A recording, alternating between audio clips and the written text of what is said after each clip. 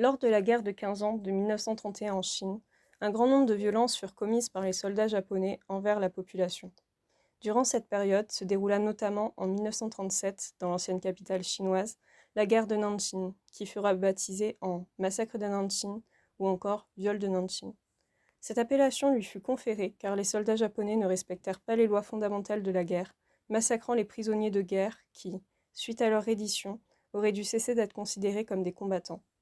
De plus, les nourrissons également ne furent pas épargnés, mais tués, et les femmes violées massivement, quel que soit leur âge, tandis que la loi stipule que les vainqueurs sont censés avoir la responsabilité de protéger la population des territoires conquis.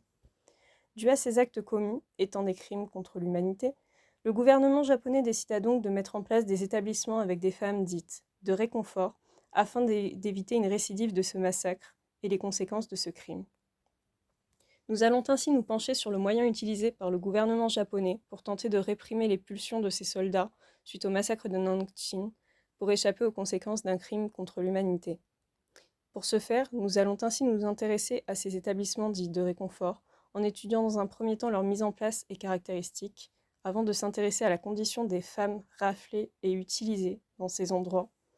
Par la suite, nous aborderons le sujet des stations de réconfort au lendemain de la Seconde Guerre mondiale au Japon, utilisées cette fois-ci pour tenter de canaliser l'oppresseur, et nous finirons sur les témoignages des femmes victimes de ce système et des conséquences sur leur vie.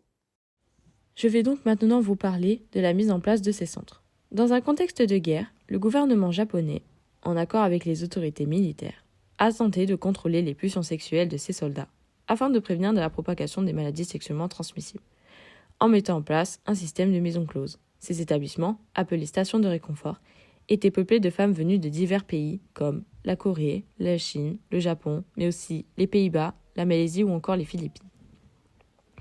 La grande majorité de ces femmes n'étaient pas des prostituées. Beaucoup ont été enlevées ou trompées sur la nature de leur travail, blanchisserie ou travaux domestiques, avant d'être envoyées de force dans ces bordels militaires répartis sur une vaste zone allant de l'île Sakhalin jusqu'à l'Indonésie. Seule une minorité, comme les Kalayuki-san, des prostituées japonaises envoyées à l'étranger, avaient initialement une activité sexuelle rémunérée.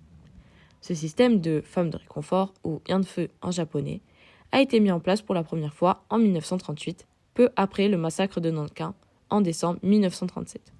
À cette période, sous le règne de l'empereur Hirohito, l'armée impériale japonaise envahit la ville de Nankin, alors capitale de la Chine. Cet épisode, également appelé le viol de Nankin, est tristement célèbre pour les crimes de guerre qui y furent commis. Exécution de prisonniers désarmés, massacre de civils, viol de masse de femmes et de jeunes filles, et même meurtre de nourrissons. Les lois fondamentales de la guerre y furent largement bafouées. C'est donc, quelque temps après la chute de Nankin, que la première station de réconfort est instaurée dans la ville par l'état-major. La gendarmerie japonaise y enlève plus d'une centaine de jeunes femmes chinoises pour les forcer à se prostituer. En 1939, bien que les chiffres pour les Chinois soient inconnus, on estime qu'au moins 1200 femmes, dont seule une minorité était prostituée, sont alors réduites en esclavage sexuel par l'armée japonaise. En réalité, certaines maisons closes militaires existaient déjà dès 1931 en Mandchourie, sous la responsabilité de l'armée de Kwantung, mais celle de Nankin marque le début d'une prolifération systématique et organisée de ces lieux dans tous les territoires occupés. Malgré les justifications officielles invoquant la volonté de lutter contre les viols et les MST, les violences sexuelles ont perduré dans et en dehors de ces établissements. Le système des femmes de réconfort n'a donc pas rempli son objectif de contrôle et apparaît aujourd'hui comme une stratégie de légitimation des viols institutionnalisée plutôt qu'une véritable tentative de protection sanitaire ou disciplinaire. Je vais maintenant vous parler des règles mises en place dans ces camps. La première étant, la station de réconfort est ouverte uniquement aux soldats et au personnel employé par l'armée. Un laissez-passer est requis pour y accéder. Donc ici, on cherche à contrôler et à limiter l'accès des stations à ceux jugés méritants par l'armée. Les visiteurs doivent s'enregistrer et après paiement, reçoivent un ticket ainsi qu'un préservatif. On cherche à garder une trace de passage et surveiller les soldats. Le préservatif, lui, est là pour prévenir des grossesses ou bien des MST. Le prix du ticket est de 2 yens par personne pour les soldats et les membres de leur famille. Le prix bas encourageait la fréquentation. On rend facile l'accès afin de mieux contrôler les soldats. Les tickets ne sont valables que le jour de l'achat. Ils sont remboursables avant utilisation, mais ne peuvent plus l'être une fois remis aux femmes de réconfort. Ici, l'acte sexuel est vu comme une simple transaction. Ensuite, les détenteurs de tickets doivent entrer dans la chambre désignée et y rester pendant 30 minutes. On a là la déshumanisation de la femme qui sert juste d'objet de marchandise.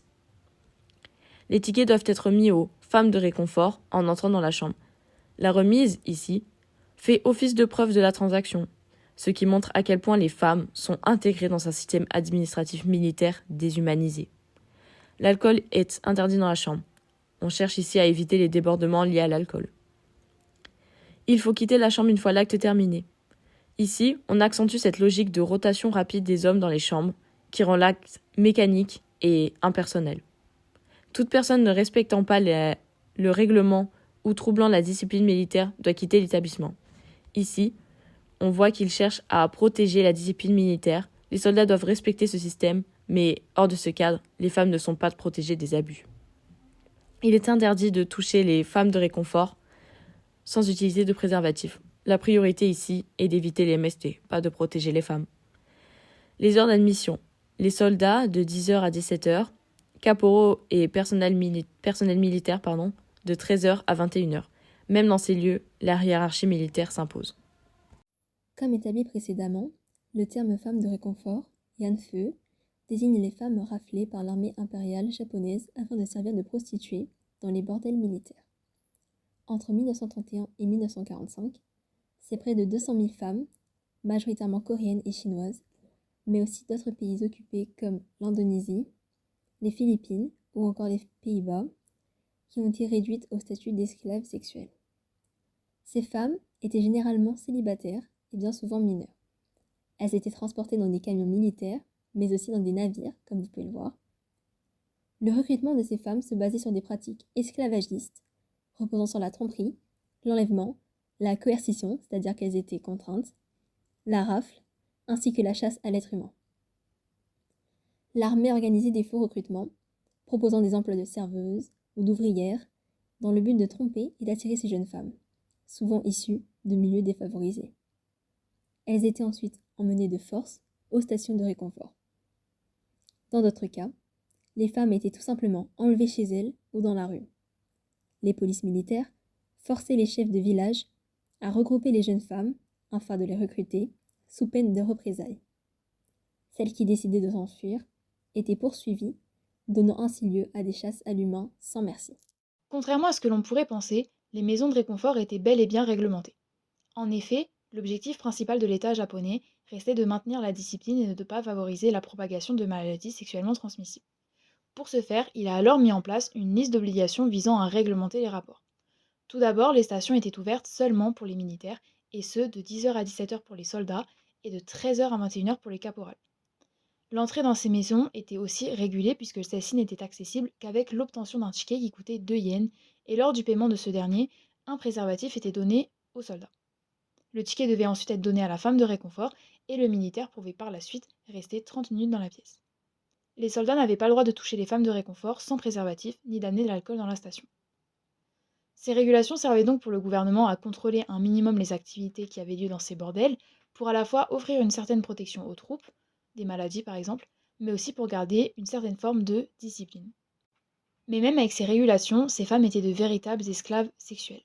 Leurs conditions de vie étaient atroces puisqu'elles n'étaient même plus vues comme des semblables humaines, mais comme des objets à plaisir. Il est compliqué d'obtenir de vrais chiffres sur la situation, mais selon certaines sources, une femme était attribuée pour 40 soldats environ, et par jour, une femme se voyait attribuer 10 hommes, et ce chiffre pouvait même aller jusqu'à 40 hommes après les jours de combat.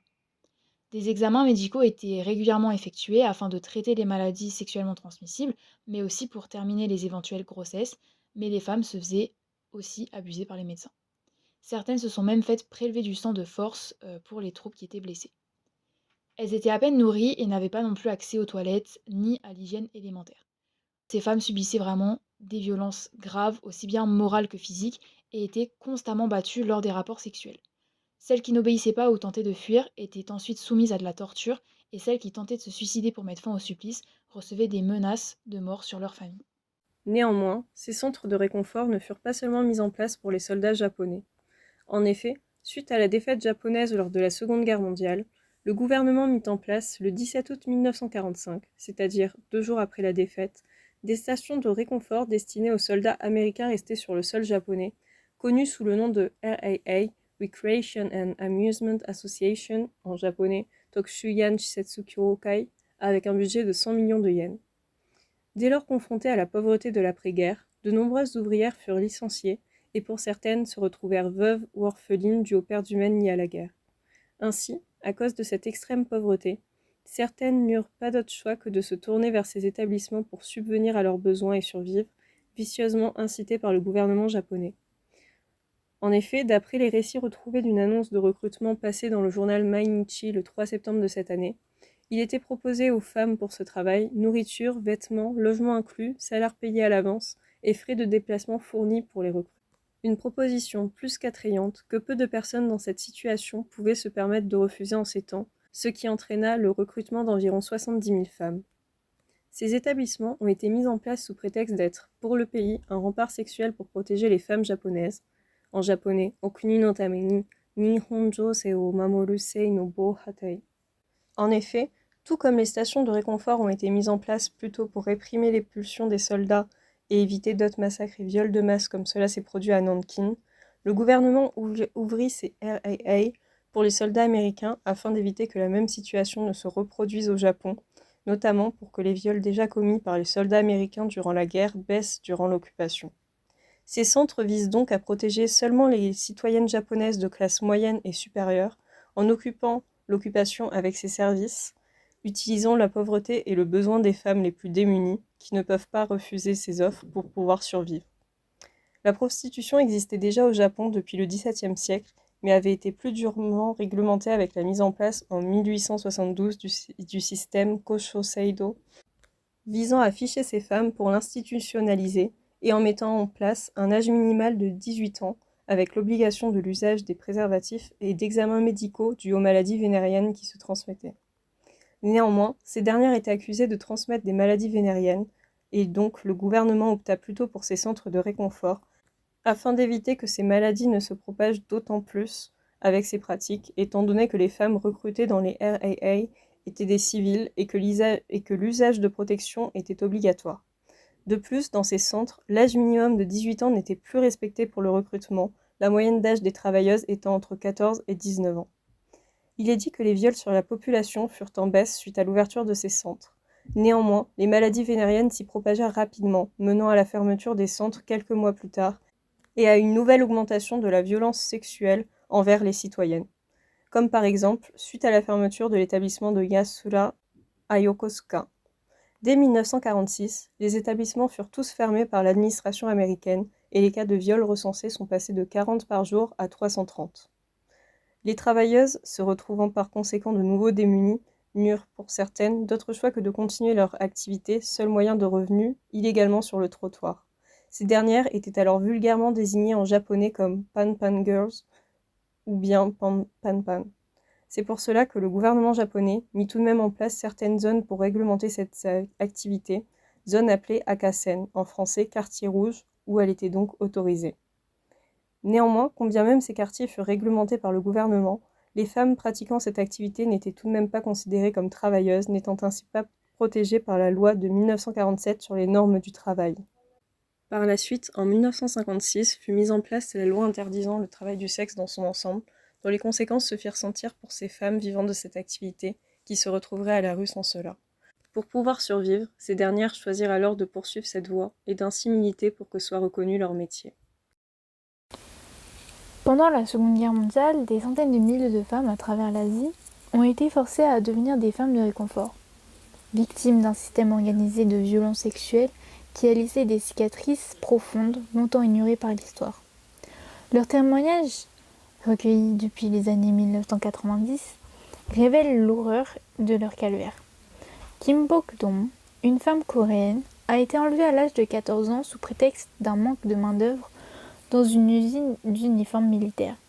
Elle a été déplacée dans plusieurs pays d'Asie pour servir dans les stations de réconfort de l'armée japonaise. Elle décrit un quotidien de violence extrême. C'était en fin de semaine que les soldats défilaient. Le samedi de 8h à 17h et le dimanche de midi à 17h, ça n'arrêtait pas. À la fin de la journée, je ne pouvais même plus m'asseoir, dit-elle. Ce calvaire a duré 8 ans, durant lesquels elle a subi des coups répétés, surtout lorsqu'elle résistait. Je ne savais pas ce qu'était un homme. Je refusais de me laisser prendre, j'ai reçu beaucoup de coups et je suis devenue plus passive, déclare-t-elle. La malnutrition était constante et les soins médicaux n'avaient pour but que de maintenir les femmes en état de servir les soldats et non de les protéger. Les policiers présents n'assuraient que la discipline parmi les soldats, jamais la sécurité des femmes. Après la guerre, Kim Bok-dom est rentrée chez elle sans rien révéler à sa famille, gardant le silence par la honte et par peur du rejet. Sa mère, bouleversée par la vérité, a vécu avec cette angoisse jusqu'à sa mort. Kim Bok-dom a consacré sa vie à réclamer des excuses officielles et des réparations du Japon, plaidant sa cause devant l'ONU et de nombreuses institutions, tout en dénonçant l'inaction des gouvernements. Ensuite, en Chine, Peng Jui, aujourd'hui âgée de 95 ans, a été enlevée à l'âge de 15 ans, alors qu'elle venait de perdre sa mère et son frère dans un bombardement japonais. Déjà malvoyante, elle a été capturée par des soldats japonais et violée à de multiples reprises. Elle raconte que le traumatisme physique et psychologique l'a marquée toute sa vie. En Chine, le sujet reste tabou et la honte pèse lourdement sur les victimes, issues de milieux ruraux et traditionnels où le viol est un sujet honteux. Malgré cela, Peng Jui a accepté de témoigner pour que les jeunes générations n'oublient pas cette page sombre de l'histoire. Son témoignage a été préservé dans un projet innovant dans le musée de Nankin. On retrouve une version IA de Peng Jui qui répond aux questions du public, permettant de sensibiliser les visiteurs à la réalité vécue par les femmes de réconfort. Puis, aux Philippines, Narcissa Claveria a été capturée très jeune, à l'âge de 12 ans, avec ses sœurs. Enfermée dans un bordel militaire, elle a été contrainte de faire les tâches domestiques le jour et violée la nuit par des soldats. Elle a été déplacée dans différentes pièces pour servir jusqu'à 50 hommes, sous la menace de coups si elle refusait. Narcissa et d'autres survivantes ont longtemps gardé le silence, beaucoup ayant été rejetées par leur famille après la guerre. Aujourd'hui, elles ne sont plus qu'une poignée à être encore en vie et continuent de réclamer justice et reconnaissance malgré la pauvreté, la maladie et l'isolement qui marquaient leur existence. Ainsi, toutes ces femmes ont subi des violences sexuelles répétées, des avortements forcés, des maladies et, dans de nombreux cas, des stérilisations telles que les hystérectomies pratiquées par des médecins militaires, les privant à jamais de la possibilité d'avoir des enfants. Après la guerre, la honte, la peur du rejet familial et l'absence de reconnaissance officielle les ont poussées à garder le silence pendant des décennies. Ce n'est que grâce au soutien d'associations, de chercheurs et d'initiatives mémorielles qu'elles ont pu, des années plus tard, témoigner publiquement de leur calvaire, espérant que leurs histoires ne soient jamais oubliées. Pour finir, nous avons donc vu qu'à la suite du massacre de Nankin, le gouvernement japonais, en collaboration avec l'armée impériale, a tenté de canaliser les pulsions sexuelles de ses soldats en instaurant un système de stations de réconfort, officiellement présenté comme une solution pour limiter les viols et les maladies sexuellement transmissibles. Ces stations ont en réalité institutionnalisé le viol à grande échelle, réduisant des milliers de femmes, souvent enlevées ou trompées, à l'état d'esclaves sexuels. Derrière un règlement strict et des justifications hygiénistes, se cachait une entreprise profondément violente et inhumaine, qui n'a rien à empêcher les actions sur le terrain. Aujourd'hui encore, la question des femmes de réconfort reste un sujet sensible et non résolu sur le plan diplomatique et mémoriel, notamment entre le Japon, la Corée du Sud et la Chine, rappelant que les cicatrices du passé ne se referment pas sans reconnaissance ni justice.